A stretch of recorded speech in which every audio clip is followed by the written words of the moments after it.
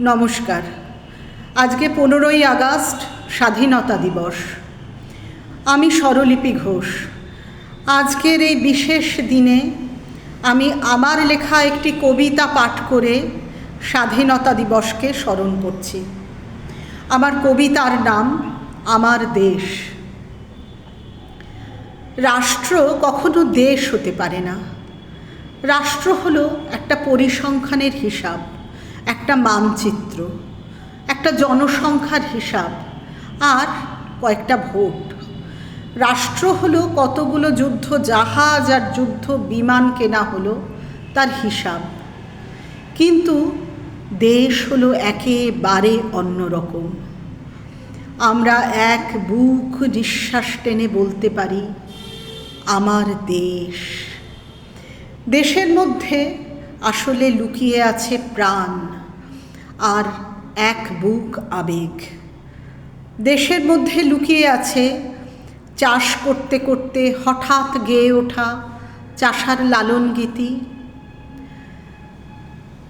ছাত্রের আবৃত্তি করে ওঠা নেতাজির স্লোগান 23শে জানুয়ারিতে, স্বাধীনতা দিবসের বক্তৃতায় স্বামীজির শপথ, শিক্ষকের।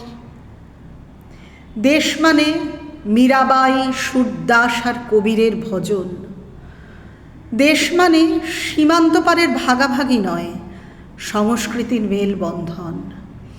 এপারের ভাইয়ের গান ওপারে প্রতিধ্বনিত হওয়া। দেশ মানে রবীন্দ্রনাথ। দেশ হলো এক বিরাট সৃজন, অনবরত অনুরণিত হওয়া। দেশ মানে রাজপথে হেঁটে যাওয়া এক ঝাঁক তরুণ তরুণীর উদ্দীপনাময় পদসঞ্চার। দেশ মানে দারিদ্র সীমার নিচে বাস করা শিশুদের ফুলের মতো ফুটিয়ে তোলার অঙ্গীকার। দেশ মানে কোনো গরিব মজুর কিংবা হকারের ছেলের মাধ্যমিকে প্রথম হওয়া। দেশ মানে নিপীড়িত কোনো মায়ের সন্তানকে বুকে আগলে অস্তিত্ব রক্ষার ভীষণ যুদ্ধে উদ্যত জয় পাওয়া।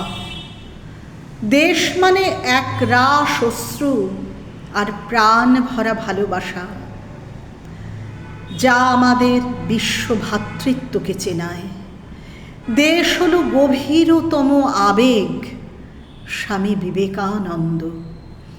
আমার কাছে দেশ হলো এক বুক নিঃশ্বাস টেনে বলতে পারার সাহস, আমার দেশ।